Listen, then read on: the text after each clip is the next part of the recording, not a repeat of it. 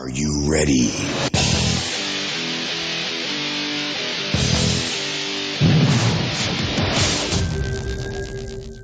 Well, hello, everybody, and welcome to the Parishscope.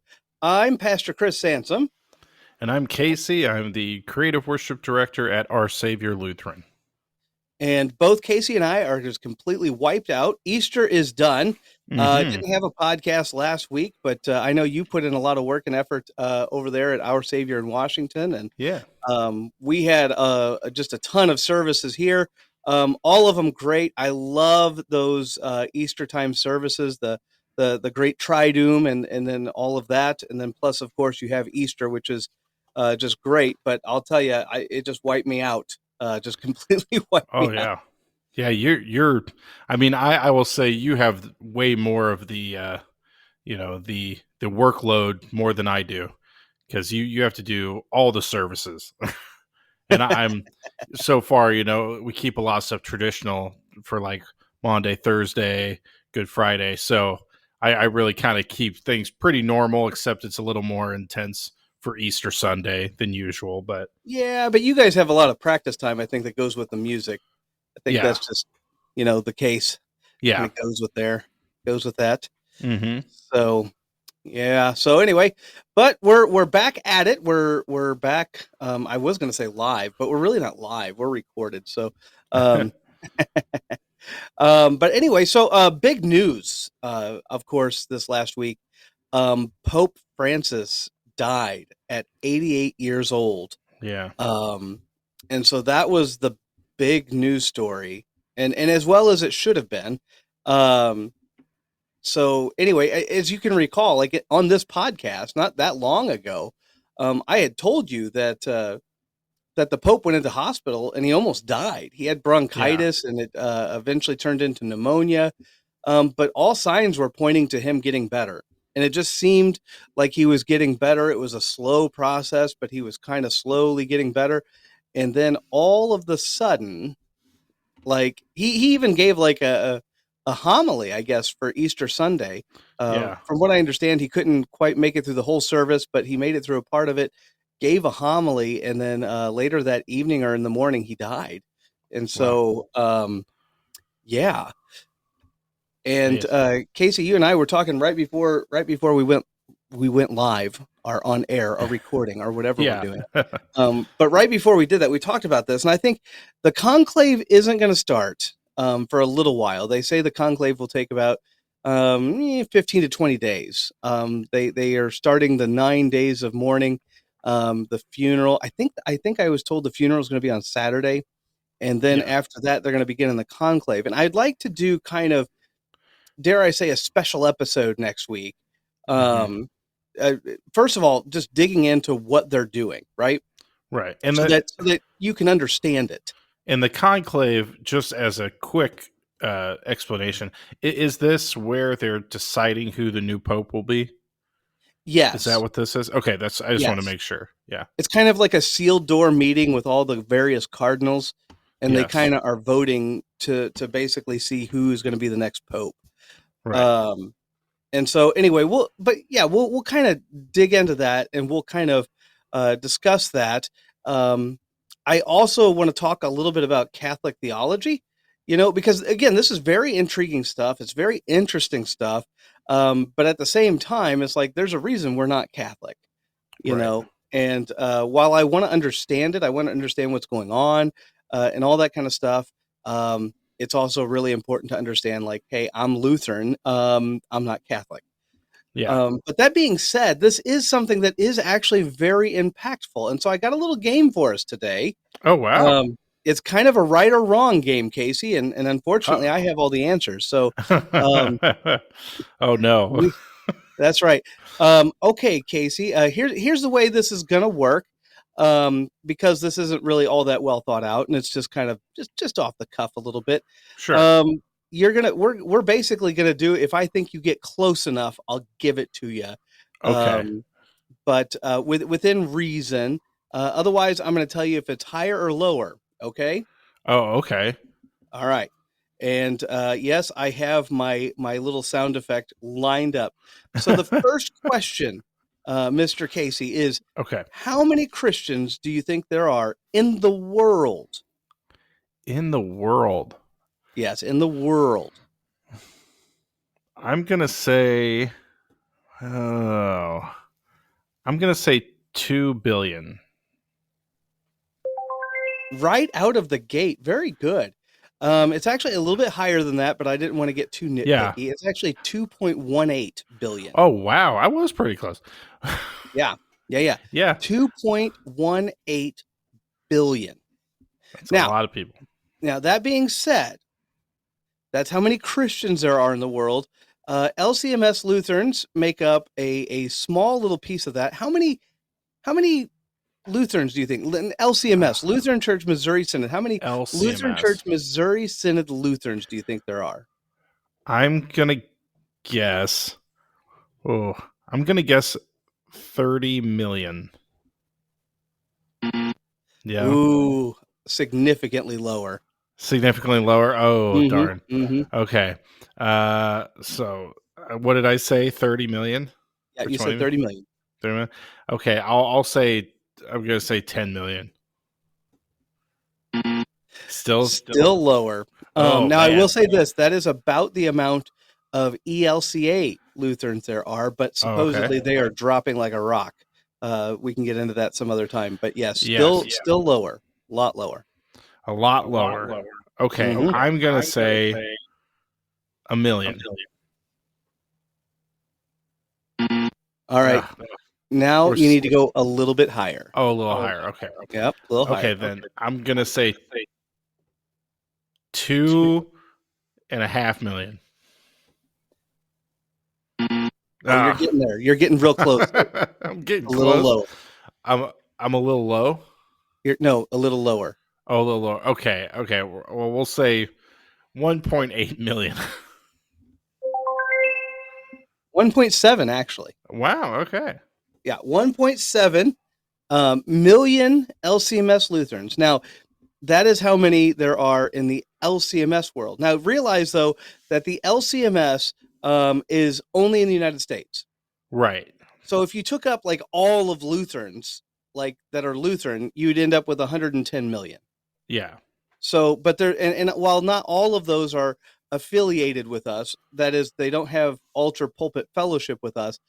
Many of them do. Yeah. So okay, so now let's go to another one. How many Baptists do you think there are? Oh, geez. Okay. Yeah, Just through worldwide. worldwide. Worldwide, how many Baptists? Okay. Can you remind me how many Lutherans there are? Worldwide, there's 110 million, 110 million. although there's only 1.7 million LCMS Lutherans. Right. Okay. I'm gonna guess as far as Baptists go. Yep, I'm gonna guess they have about 15 million. 15 million. No. Go higher. Higher? All right, I'm Mm-hmm. gonna guess 20 million. Uh Higher yet. 30 million? Ooh, Oh, close, but not quite. Go up, up. up. Mm-hmm. Okay, 40 million. I'll give that one to you. It's actually 43 million. 43 43 million people worldwide. worldwide. Worldwide are Baptist. Baptist is one of the largest churches in the United States. I forget exactly how many of them reside in the United States, but it is one of the largest. But now let's ask the question that is really on our mind: how many Catholics do you How many think there are? Catholic? Now remember, this is worldwide, right? Right. Worldwide Baptists is 43 million. Worldwide Lutherans is 110 million.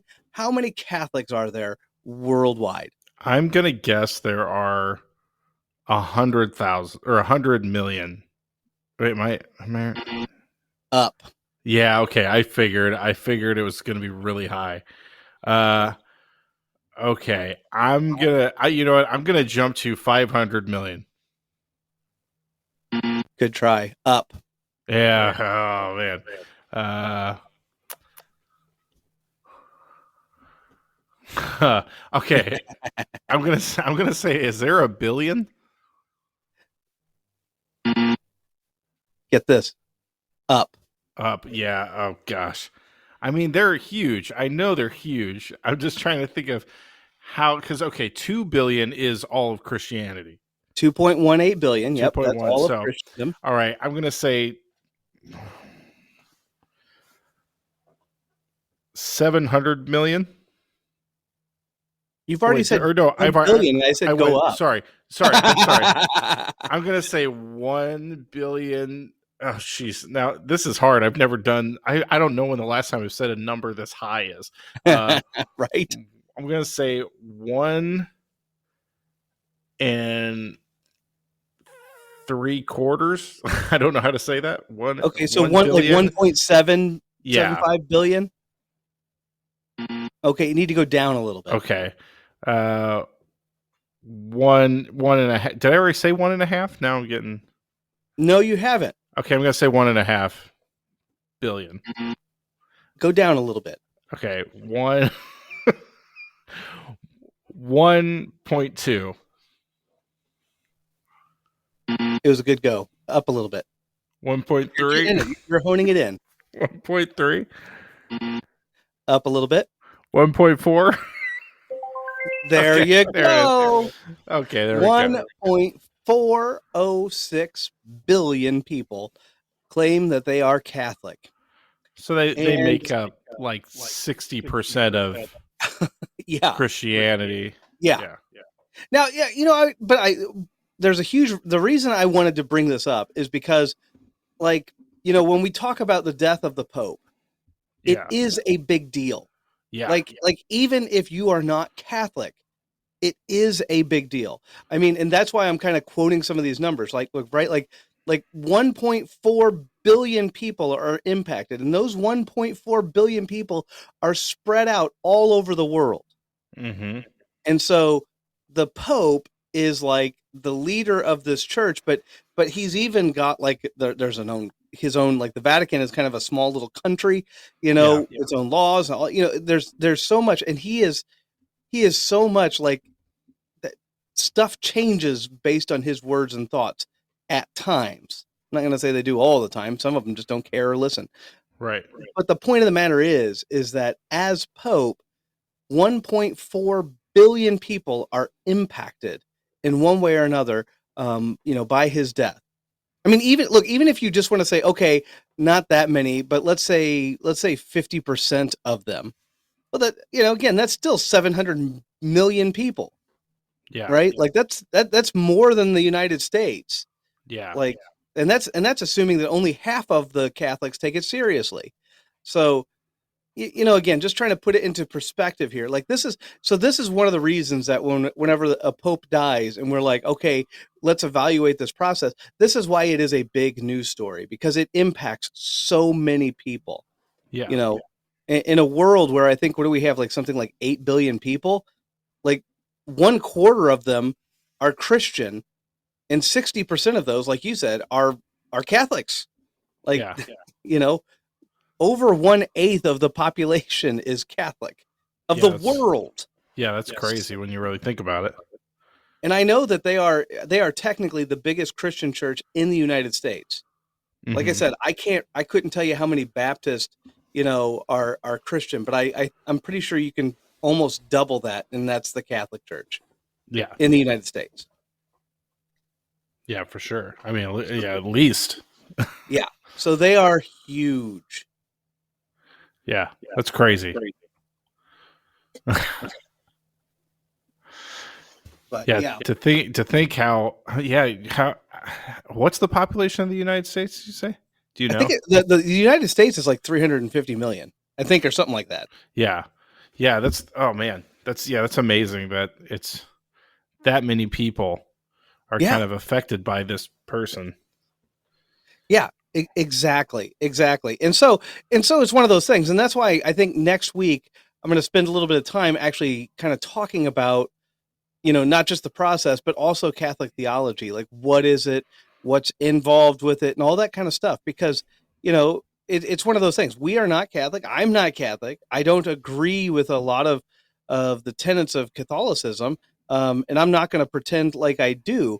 But at the same time, like, again, they're everywhere. The Catholics are everywhere. They are Christians. They believe in Jesus Christ. They believe in the Jesus and God of Holy Scripture. They are Trinitarian, so they are definitely Christians. Mm-hmm. But they are different. We disagree with them on some things, and so Right. it's probably important to understand that. Yeah. I'm interested to get into that because I mean, as you know, I grew up without tradition really. So, Catholic, that's always been something to me that's like, I really don't understand that, you know? Oh I mean, yeah, even starting at St. John's, it was like, to me, even that for me was like a big cultural change because it's like, man, look at all this stuff they're doing. I've, never done anything like that, So yeah, it'll be pretty interesting to hear more about like what they do and the differences that we have the Lutherans have compared to them. yeah. Well, again, and absolutely. But I'm going to be looking forward to that next week. But again, big story of the day. Pope Francis died. We might even spend a little bit of time talking about his legacy. He was a pretty controversial pope. I should say that. Yeah. The pope that was before him, Saint or not Saint, but Pope Benedict. I forget which number was behind his name. Because again, I'm not Catholic. Sorry, Right. but he was a very Catholic pope, and I know that sounds really strange, but like it's true. He wasn't trying to change the Catholic Church. He was trying to make the people that were Catholic adhere to the Catholic Church, and Hmm. so he was very high liturgy. He was very high church. He was all those things. Whereas this Pope Francis, he would say something, and then like later you'd go back and like dig into what he said, and it was like, okay, well, he didn't say what I think he said, but it sounded, it really sounded like he was changing a lot of church doctrine, and Oh in the yeah. end he really wasn't, but Ah. he was wording it funny, you Oh, know gotcha. so Interesting. Yeah. I mean, I just remember we had that one news article or yeah, that was something about what was it? Was it gay marriage or was something? It was yeah, something that, and it was just like, surprise, surprise, the Pope is Catholic. yeah, right, Like, what do yeah. you Well, know? it was this thing. I think it was he said that he could the priest could bless um, people that were in a civil marriage that happened to be, gay. Yeah. And, the way it was worded made it sound like he was giving a blessing to their marriage. But what he was saying is, no, you can actually say a blessing for these individuals, even though they're living in sin. Like, it's Yeah. like, Yeah. so yeah, like, boop, turns out he's Catholic, still Catholic. Yeah. So, but anyway, so there you go. There's that. Um, I think, are we ready? Are we ready for our new section that we just started? Yeah. All right, here we go.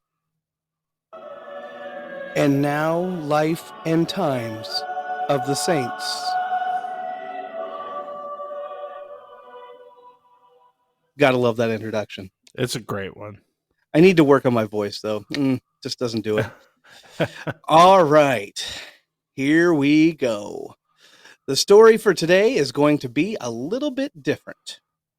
Many of these saints are, as we call them, are people that most of you don't know. I don't know if you've known any of these guys, Casey, Nope. um, but for the most part, other than maybe a few people here and there, most of you don't know them. However, today, you know this one. He's Oh. a little bit more known.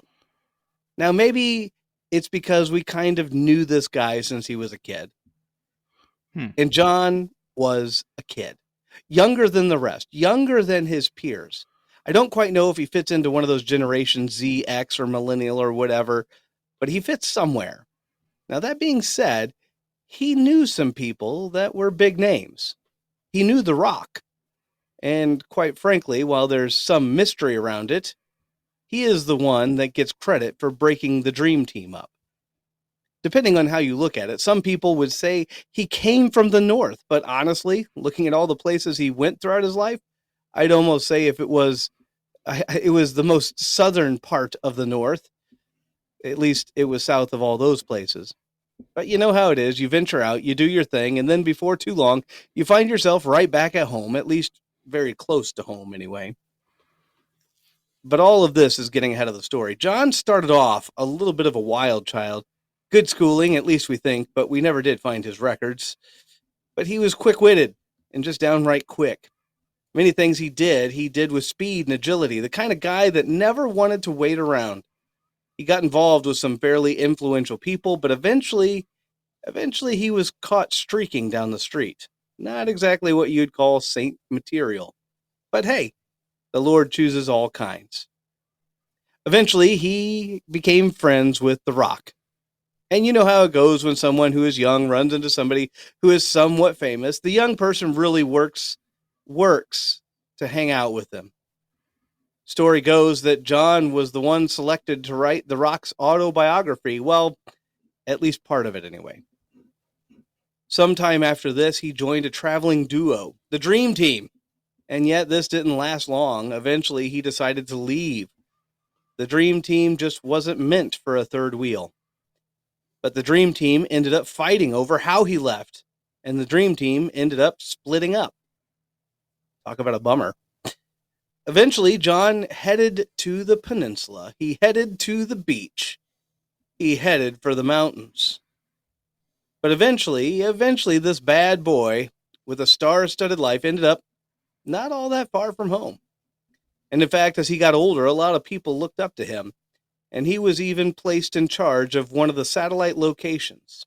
In fact, in store terms, you might say it was one of the main branches. Now, I wish I could tell you that he retired there and lived a great and happy life, but unfortunately, that's just not true. Or you see, we call this Lives of the Saints for a reason. And this man, this saint, this widely known saint, did not spend his elder years in joy. But unfortunately, the town got whipped into a frenzy. They tied a rope around his neck, and they drug him around town until he was no longer living. And that, my friends, is how John died. But I should tell you, hardly anybody knows him as John these days. No, in fact, we call him Mark, as in John Mark, or Saint Mark the Evangelist, the one who wrote the quickest gospel there is, the gospel that a lot of people think he wrote down listening to Saint Peter. You know, the one Jesus looked at and said his confession was the rock on which he would build his church, a complete play on his name, Peter, which literally translates to rock or stone. He was with Paul and Barnabas on their first missionary journey, but left, after which time Barnabas and Paul had a falling out.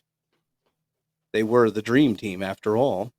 Having come from northern Egypt, the town of Cyrene, he made his way to Italy, and then he eventually started preaching at Mount Lebanon, and then made his way all the way back to northern Egypt, to a town called Alexandria, where he was bishop of one of the largest Christian churches at that time.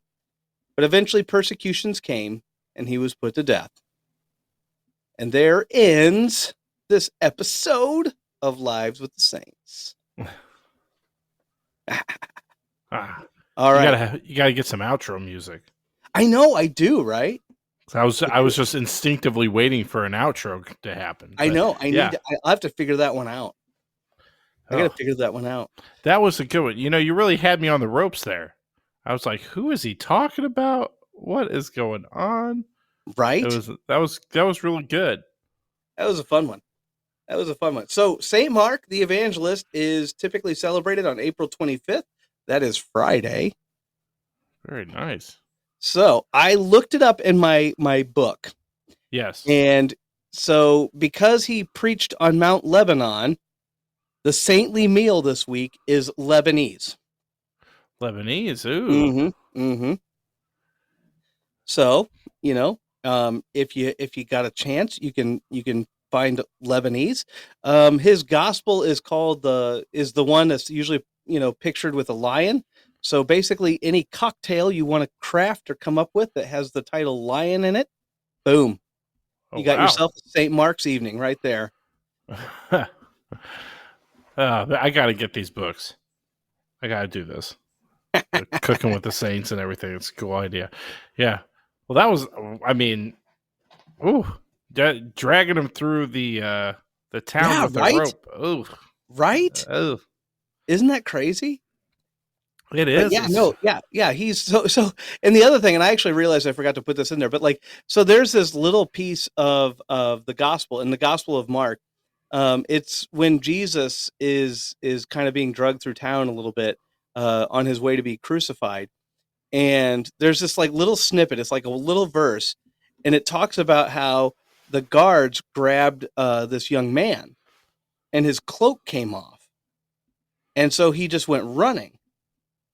And of course, back then you didn't wear anything under your cloak, right. so he was running through the town naked.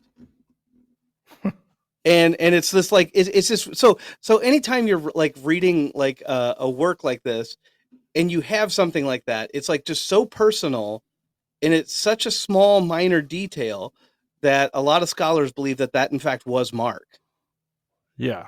because Mark's not going to really come into the picture later when he starts hanging out with Peter, and then eventually with Paul and Barnabas. Um, but they think that the reason that that's in the gospel is because that is actually Mark.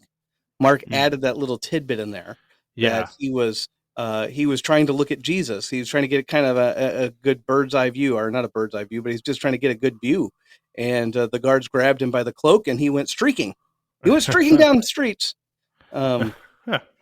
But anyway, so yeah, so it's just one of those things. Like, but yeah, that was how he died. Like, so basically around this time, it's you know, um, you're talking about like 60, 70, 80, maybe 90 A.D., something like that.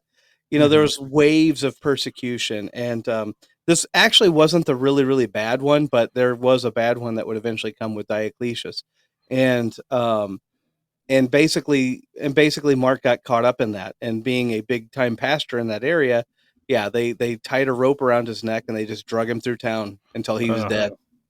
Wow. Yeah. Oh, it's horrific. Yeah. Yeah, it really is. It can leave you nightmares. Yeah. But I'm trying to think. I was thinking about this the other day, because I don't know who I was talking to or what, but I think I said that St. Luke was like Peter's gospel, and I was like, and then I had to slap my head because I was like, no, that's stupid. That's wrong. Like, no, it was Mark.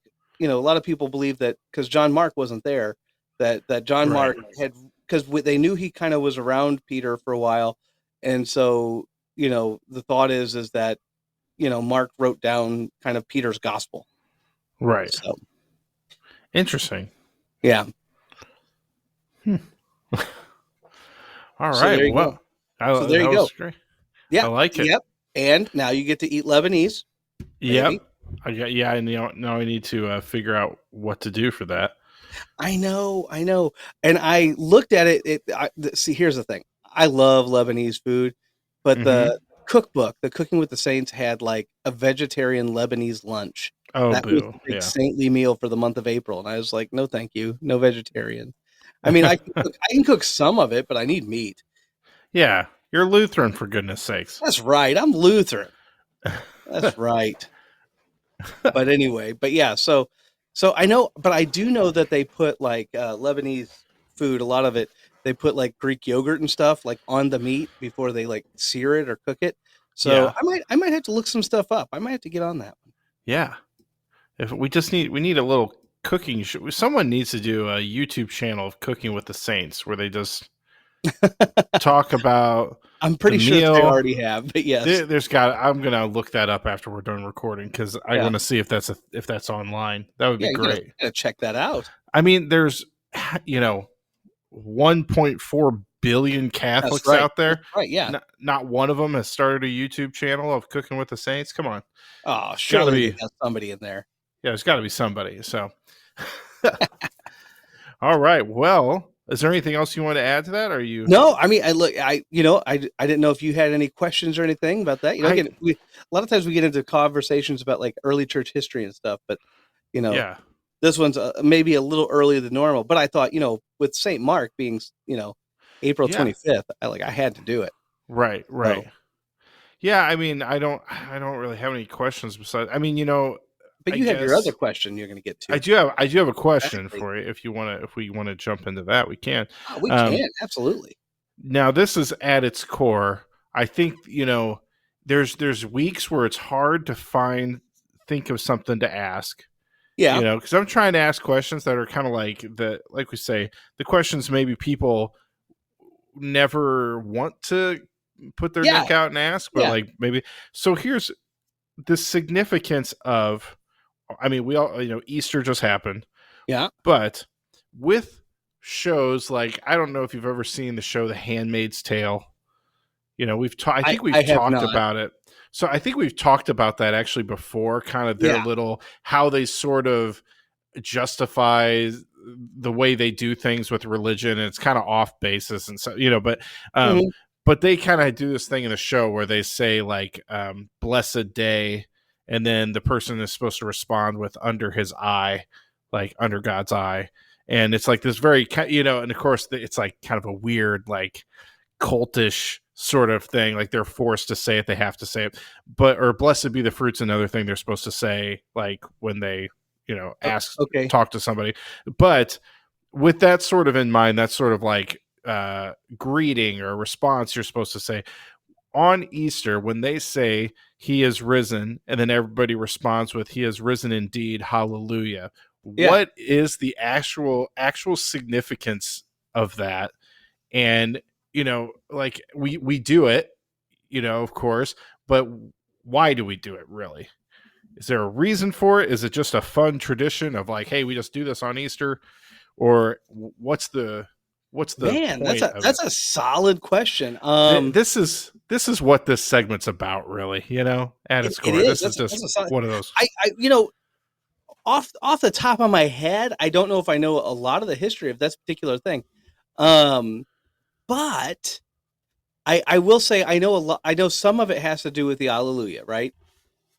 Yes. So so um, I'm trying to think here. Give me a second. Because we don't say hallelujah before, like when Lent starts, we're not supposed to do hallelujah until after Easter, right? Or on Easter, right? Yes. Because like when we pick songs, we're supposed to kind of avoid like don't do a song with hallelujah in it until Easter. So okay. So there's a lot of history that gets into this. And I just did a Google search, and I guess a lot of people don't necessarily know where it's come from. A lot of people think it comes from Luke chapter 24, where Mary Magdalene actually says Christ is risen. So anyway, so just a little bit of stuff there from a Google search, but I'd have to dig in a little bit more to get a lot of the history. Now I think that a lot of it does have to do with the Alleluias, though. Um, Now here's the history, and here's kind of where we come from. Like, so the basic thing is Lent lasts for 40 days, but Mm-hmm. Lent actually lasts for 46 days. But the thing is we don't count Sundays. Sundays are all Easter. Every Ah, Sunday, every single one of them is considered a mini Easter. yes. And since every Sunday is considered a mini Easter, you do not have Lent on Sundays. And so it's one of those things where you have Lent the rest of the week, but you do not have it technically on Sundays. So that's how you get 40 days of Lent and not 46. Um, Now, in the olden days, long time ago, hundreds and hundreds of years ago, what they would do is they'd have church every single day. Yeah. Now, I don't want to say everybody went every single day, but they had church. They had church every single day. And And when you say that, do you mean just during Lent, or do you mean all like every day, every day? no, every day, every day. Okay. They had church every single day. And if you were happen to be in a town that was like close to a monastery or something, you could even have multiple services a day, right? Because they celebrated something known as the daily offices.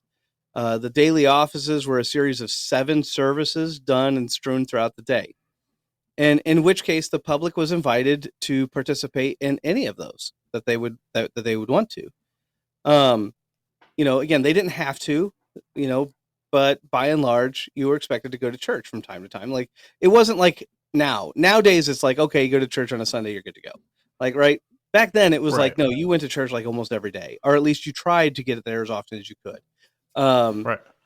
and so they did that every single day. And so what would happen is once Holy Week happened, once Palm Sunday came about, the Alleluias would go away.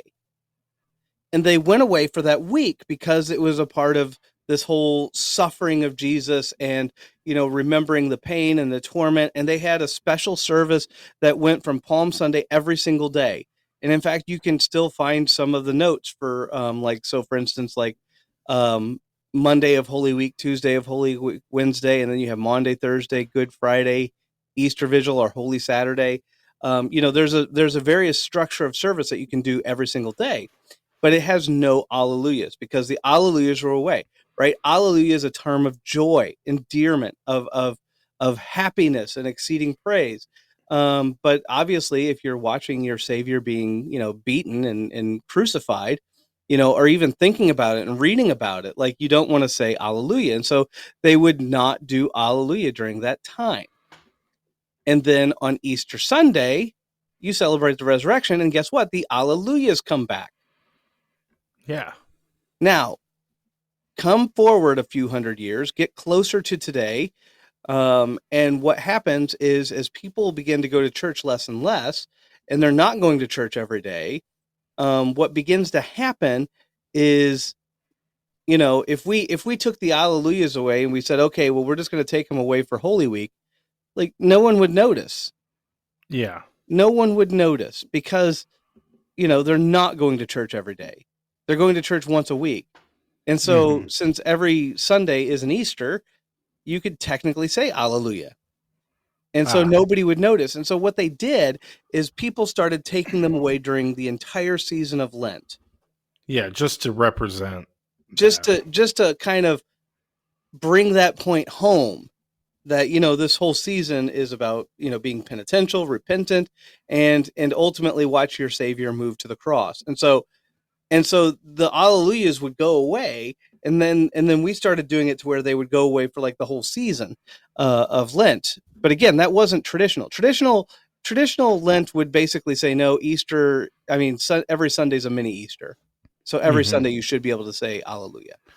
Right. And so I know at least part of it deals with that. Um, Now again, as I look up all of these great internet answers because they know everything and I don't. Um, oh man. Da. Well, I'll admit, so I heard this discussion or this question online. Someone asked it, Yeah. and one thing they brought up was, well, why does it say Christ has risen? He has risen indeed, almost like it's a present tense statement. Isn't it? Well, that's what they're like. Well, why don't you say their question was like, why don't you say he, Christ rose, like as in he, like, because I don't know, they try to act like they were trying to act. Their point was trying to say, why are you acting like it just happened when it happened so long ago? Well, I mean, again, this is one of those things where, like, if you get into like the grammar, like, the you could get into all kinds of trouble, right? Mm-hmm. Jesus rose long ago makes it sound like he rose and then died again, you know, Yeah, but he didn't. yeah, He has risen. He's still risen. that's He's true. still the first fruits of the dead. He's still alive, sitting at the right hand of God the Father Almighty. We can talk Yeah, about his earthly ministry in past tense, but Jesus himself is present. He's still alive. that's true. Yeah, So So I mean, I think that's a huge part of it. Um, yeah, it looks like the tradition, according to this person says it's based on Luke 24:34, part of the Vulgate. So yeah, the No, Lord that's has cool. risen indeed and has appeared to Simon. Um, anyway, it's called the Paschal greeting, and so it is. Oh, I didn't know that it had Yeah. a name. The See, and I'll be honest with Pascal. you, I'm not sure if I did either. So I mean, I wish I could like pretend I was like super smart and I just knew that, but I didn't. Like I said, I'm looking this stuff up on Google. Like I'm not even going to pretend like I know the history to this one. Yeah. Again, I wish I did. I probably need to do a little research because, to be honest, the internet sometimes does lie. Believe Oh it or yeah. not. So maybe this is the truth. Maybe it's not. But maybe a little bit more investigation needs to be done. But anyway, Yeah. just a quick Google search. This is what it says. Yeah. But yeah, no. Again, I think personally, it's very much tied, especially with the Alleluias. Just again, the return of the Alleluias and Hmm. the significance of that. Yeah. So yeah, that's a good Well, stuff. It's good stuff. yeah. But yeah, yeah, yeah, yeah. And now we get to have the Easter season, and this I'll be honest with you. So I absolutely love this particular season. I'll talk about it a lot, but like part of the reason that I love this particular part of the season is because it's like the early church like thought of stuff, Yeah. right? The Yeah. Easter season lasts 40 days. And it lasts 40 days because that's how long Jesus walked the earth after his resurrection, Hmm. before he ascended into heaven. And I absolutely love that. And I think again, I've talked about this a billion times. I've said it here. I know I've talked about it at church a million times, but it really is true. Like it just blows my mind because like my whole childhood, I don't know why. Maybe I just wasn't reading the text close enough. Actually, I know I wasn't reading the text close enough when I was younger.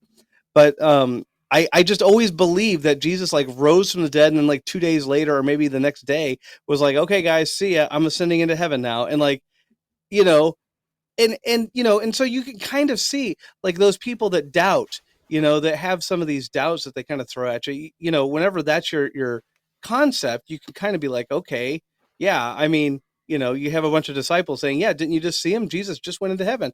Like he was only there for a few hours. But Yeah.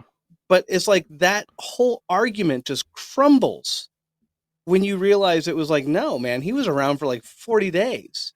He was Yeah. like walking around. He's like, Doing I stuff. mean, at first he was just appearing here and there, but eventually he kind of spends, most of the rest of his time with his disciples. He's like walking around with them, Yeah. and it's like, yeah. I Did mean, can you imagine Jesus just like walking around for a month? just Roman guards being like, "Didn't we kill that guy?" Well, Yeah. yeah, and that's one of the things too. Like when so when I was over in Jerusalem, we actually kind of walked through the area that Jesus would have walked right before he ascended into heaven, and we kind of did. We walked through that, and it's like you end up walking like pretty much right by Solomon's Temple Mount, Oh yeah. and it's like, and even my professor was like, you could just picture the guards like looking down, going, "Yeah, I thought we killed him," like didn't we put that guy to death? Like, you know what I mean? Yeah. Like just the absolute insanity of it. Yeah. Just yeah, again, Jesus was not he was not like he didn't just resurrect from the dead and then ascended into heaven. It was 40 days. And again, it just blows my mind. And so the ancient church, like they track that time for you. Like so it's Yeah. like, okay, from now until ascension, that's how long Jesus walked around, Hmm. like before he ascended into heaven. So I absolutely love that. And so I just love this whole Easter season. I love the time frame. I love how it all kind of fits together. So Yeah. That's yeah. That's, I don't know. It is amazing that he just walked around and just there he was there. I wonder if they were like, should we go kill him again? And right? someone's like, I don't know. I mean, double jeopardy. Like, you know, he You already killed him he once.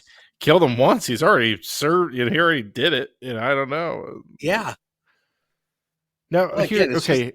it's just Here's crazy. another question for you because I, I'm gonna admit I might embarrass myself a little bit because I may be completely wrong, but the story of Pontius, Pontius Pilate basically says like, I Yeah. don't see any reason to kill this man, and then he sends him to Herod, correct?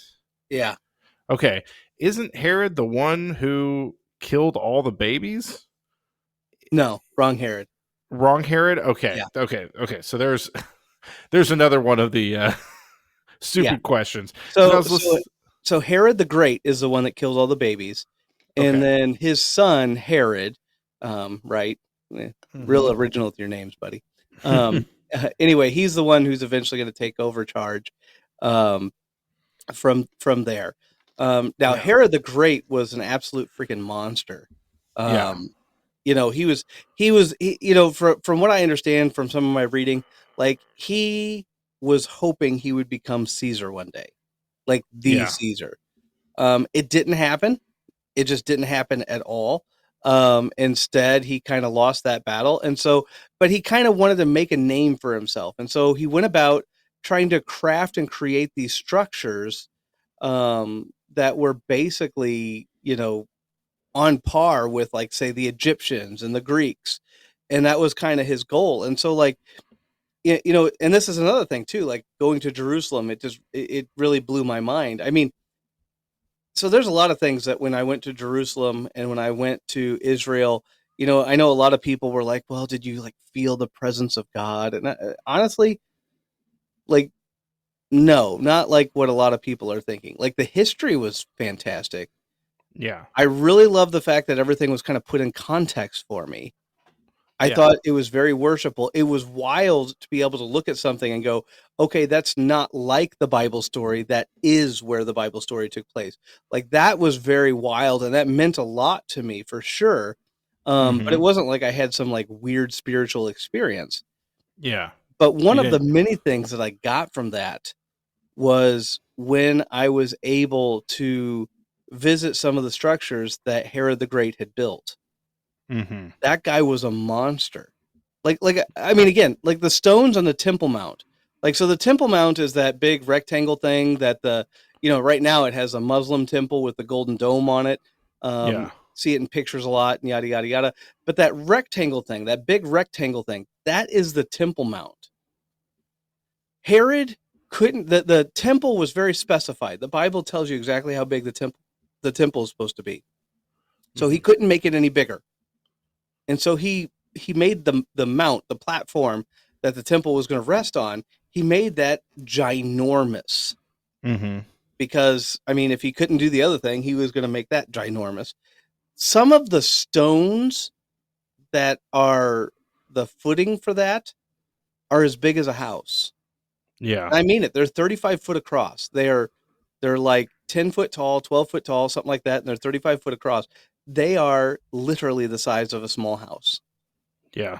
And he had them Crazy. moved and put in place for that. He was before he became kind of a big name, he was running for his life and he was in a chariot and his chariot rolled over and because he was going around this hill, this mountain, and he rolled over and he almost died, but he was able to actually fight off the guys that were after him. And he said, I should have died here.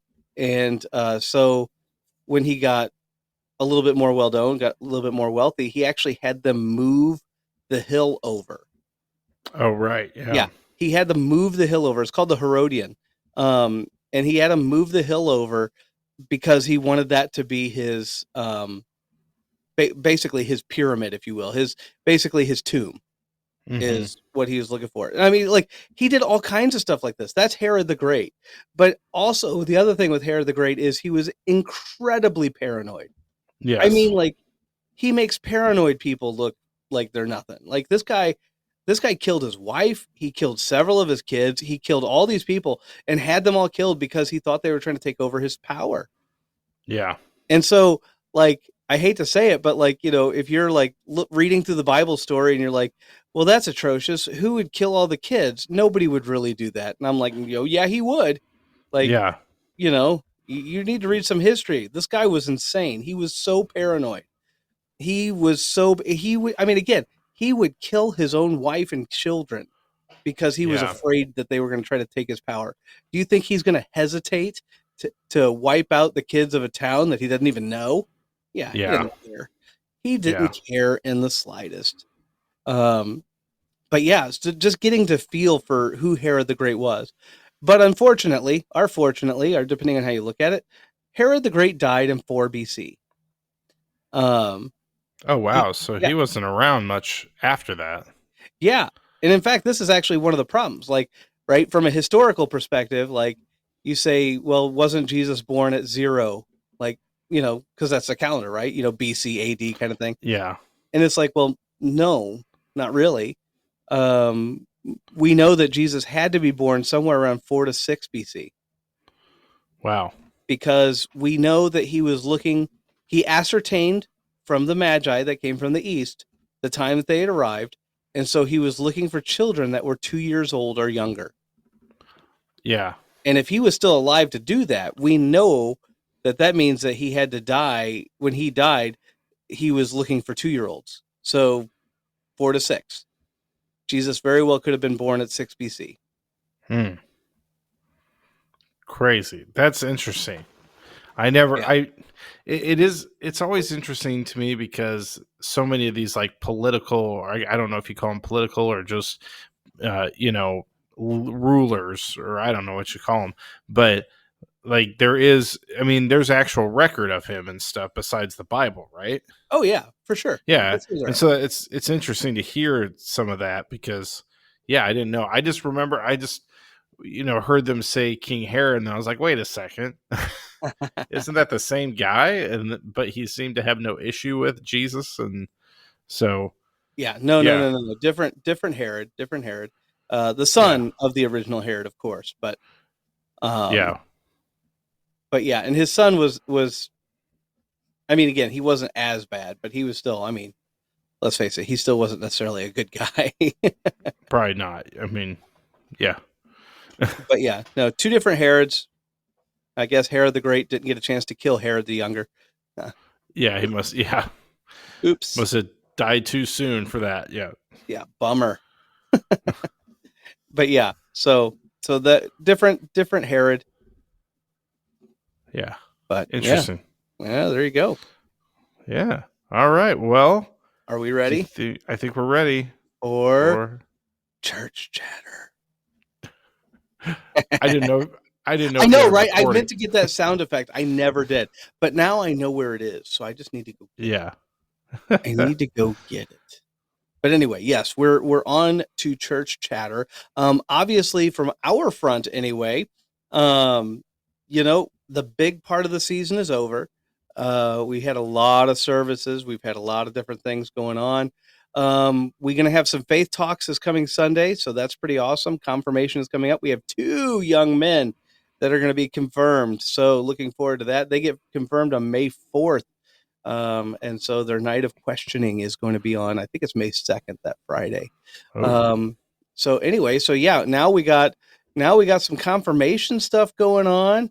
And then honestly, for me anyway, it's my big wedding. So anyway, yeah. yeah, that's right. It's Coming coming on up. up. Coming on up. So Very that's exciting. what's going on down in this neck of the woods. Of course, I think we have VBS coming up. I think it's like the second week in June. Mm-hmm. Youth gathering is coming up. We had 8 kids going to the youth gathering. We've upped that to 9. Oh, Coming in right at nice. the last second, I was able to get one more kid in there, so it'll be awesome. So Good, anyway, good. looking forward to that. So yeah, it's going to be a packed summer, honestly, because I have the district convention. What is it? July 13th through the 15th, I have the district, and then on July 17th, I leave super early to go to the national youth gathering. Yeah. So, so Where's district take place? well, that's in Springfield, Oh, uh, okay. Springfield, That's cool. Illinois. So that's actually not so bad, but it's like I will Well, it's have hardly any time to get any actual like church work done. It's going right, to be right, like I'm over here at this meeting and I'm over here at that meeting, and then the youth gathering just takes all my time. right. Oh, So yeah, you're there. Yeah. Well, that's very exciting. That's very exciting. yeah, how about you guys? You guys get any We're- news yet? We have not gotten any news yet. Oh Yeah. man. So, or at least if we have, I have not been told. So, just waiting. Just So waiting. technically, still have a call out. So, Yeah. um, we're just waiting to see. Praying about it, hoping. So, I think as of now, it's like school's kind of getting close to Yeah. getting over. So I'm going to be getting my VBS band hopefully work put together and everything. We're going to see how it goes this year. You're getting the band back together. I feel like Yes. I think I need the Blues Brother clip for that one. Yes. Yeah. Getting the Well, band back together. and I don't know if I've said this on the podcast, but last year I let them pick their name and they picked Scuba Shrimp. Oh yeah, So that's right. and they're very into scuba shrimp. They're very, it's become in a slight way almost cultish because they're like so serious about scuba shrimp, you know what I mean? But the whole thing is this is supposed to be kind of like a one and done sort of thing. So it's like this next year it's like kind of this Alaskan wilderness. True North is the name of it. So it's like we got to find a new name. That's And right. we're also, I want to make sure there's other kids who get an opportunity to come do it as well. So Mm-hmm. I think it's going to be a hard adjustment for some of them. I think they're really attached to the name Scuba Shrimp and they really don't want to give it up. Oh, that's too But funny. That's yeah, too funny. but it'll be fun. I got to start putting out the feelers, seeing what kids want to do it, and we have some really good, enthusiastic kids who did it this past year. So Oh I yeah. think they're all going to want to do it again. But I want to, expand it and let other kids join if they want to join. And so Oh, yeah, absolutely. Absolutely. Well, all right. Anything else going on your way? nope, that's it. Well, all right. Well, that's all I have. So, with that, I guess that's it. I guess we're wrapping it. Now I need wrapping up music. See, I need all these different things, man. I know. Well, now that you started it, I know. But I only got 4 buttons. That's the problem. Like whenever it comes to like putting like specific sounds, I only got 4 buttons. And I'm already so like, using 2 of them. yeah. So that means I get 2 buttons. Just 2. So anyway. Well, all right. Well, I guess that's all the time that we have for tonight. Thank you for joining us. And so, yeah, everybody have a good night. Bye. Bye.